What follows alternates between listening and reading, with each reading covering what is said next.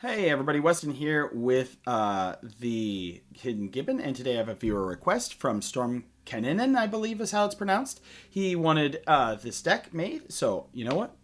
Went ahead and did that. So without further ado, we have Momo and his Friendly Flyers. Starring Momo, Friendly Flyer. It's going to be a flying tribal deck, bracket 2, about 400 bucks, which you can always adjust. He's a 1/1 for 1. Flying, the first non-lemur spell you cast with flying costs 1 less. And whenever a creature you control with flying enters, he gets +1/+1. So flying tribal, some utility in here. And it's going to be aggro. You're going to want to attack with your flyers. So we have Sarah the Benevolent. Creatures with flying get +1/+1 until end of turn, and you make some angels. Pretty simple utility planeswalker in here. A staple in a lot of decks.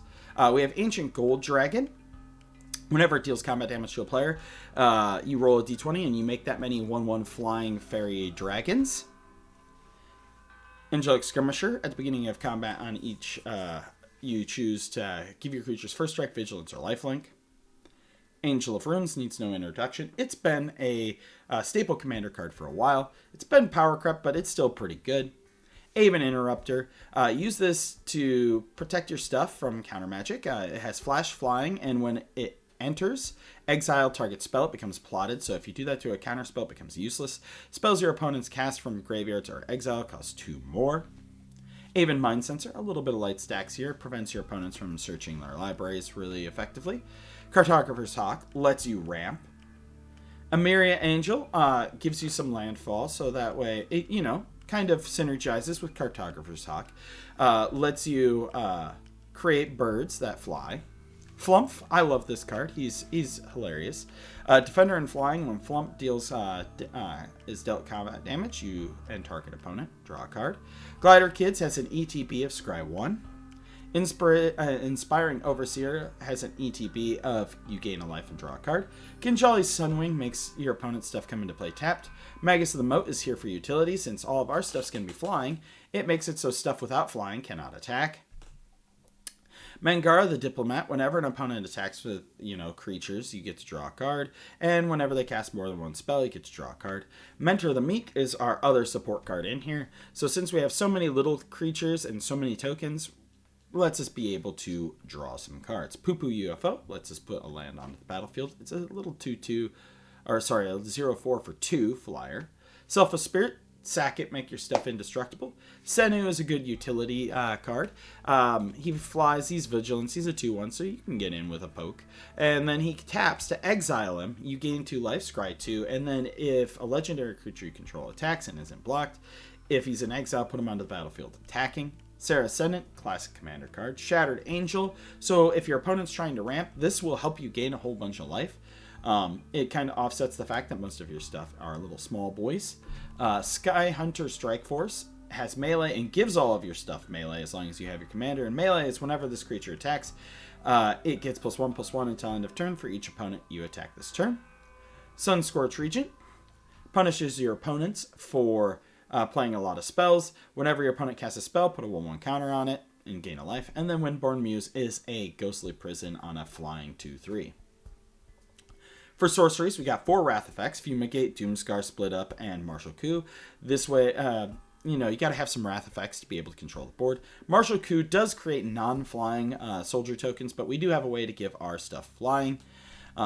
So overall, not too bad. Basri Solidarity puts a 1/1 counter on each of your stuff. Secret Rendezvous draws you some cards. Blinding Light taps down your opponent's non-white creatures. And Storm of Souls returns all of your dead stuff to the battlefield as a 1/1 spirit. For our instance, we have some protection in Flawless Maneuver, Everybody Lives, Chroma's Will, and Protection Magic. We have some removal with Stroke of Midnight, Generous Gift, Path to Exile, and Source of Plowshares. And then we have a cantrip with Revitalize.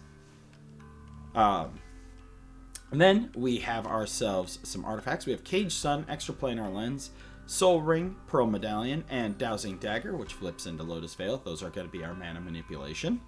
We have Lightning Greaves and Boots to protect our stuff. Panharmonicon to double our ETB effects. And then Achroma's Memorial to give everything the keywords of Achroma, which is flying, First Strike, Vigilance, Trample, Haste, Protection from Black, Protection from Red. And then we have Endurial out here to help us pump our creatures.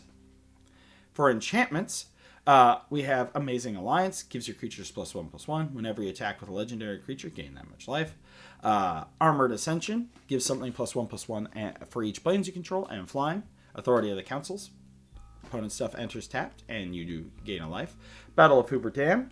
At the beginning of your end step, return target creature with mana value 3 or less from your graveyard to the battlefield with finality counter on it. And Legion is the other thing you can choose. Whenever a creature you control dies, put 2/1/1 counters on target creature you control. Court of Grace. You become the Monarch. You get flying Spirit. If you're the Monarch, you get a 4/4 Angel. Divine Sacrament. White creatures get +1/+1, and Threshold. White creatures get an additional +1/+1, and of course Threshold is if you have 7 or more cards in your graveyard. Felidar Retreat makes 2/2 cat, but you're going to want to put 1/1 counters on your stuff.